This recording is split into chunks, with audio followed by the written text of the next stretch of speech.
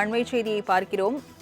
தாவேகாவில் விஜயபாஸ்கர் இணைந்தால் ஆதரவு என்று அண்மை தகவல் வெளியாகியிருக்கிறது. தமிழக வெற்றிக் கழகத்தில் இணையும் முடிவை விஜயபாஸ்கர் மேற்கொண்டால் ஆதரவு என்றும் தெரிவிக்கப்பட்டிருக்கிறது. அதிமுக சட்டமன்ற உறுப்பினர் பதவியை விஜயபாஸ்கர் ராஜினாமா செய்த நிலையில் அவரது ஆதரவாளர்கள் ஆதரவு தெரிவித்திருக்கின்றனர். அதனை அண்மை செய்தியாக பார்த்துக் கொண்டிருக்கிறோம். தாவேகாவில் விஜயபாஸ்கர் இணைந்தால் ஆதரவு என்று தெரிவித்திருக்கின்றனர். விவரங்களை செய்தியாளர் முருகேசன் வழங்க கேட்கலாம். முருகேசன், விஜயபாஸ்கர் தாவேகாவில் இணைந்தால் ஆதரவு தெரிவிப்பதாக அவர்களது ஆதரவாளர்கள் தெரிவித்திருக்கின்றனர். விவரங்களை பதிவு பண்ணுங்க.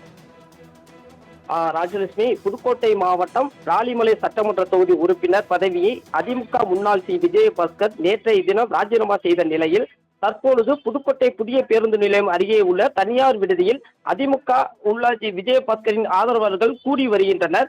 நேற்றைய தினம் எம்எல்ஏ பதவியை ராஜினாமா செய்த விஜயபாஸ்கர் 35 ஆண்டு காலமாக அதிமுகவில் இருந்த நிலையில் மனவேதனையுடன் அதிமுகவில் இருந்து விலகுவதாக தெரிவித்திருந்தார்.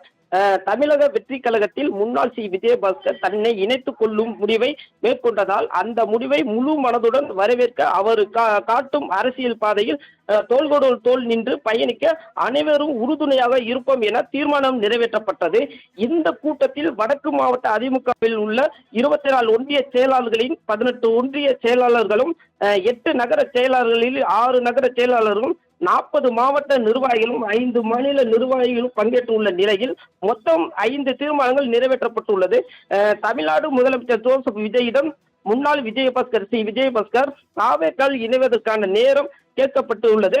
நேரம் கொடுத்த பிறகு அவர் இணைவார். அவரை தொடர்ந்து புதுக்கோட்டை வடக்கு மாவட்டத்தில் உள்ள பெரும்பாலான அதிமுக நிர்வாகிகள் தாவேகாவில் இணைவார்கள் என்று தொடர்ந்து தெரிவிக்கப்பட்டு வருகிறது.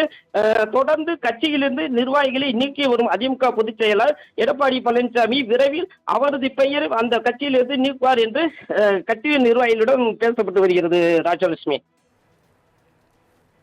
விவரங்களை வழங்கியதற்கு நன்றி முருகேசன்.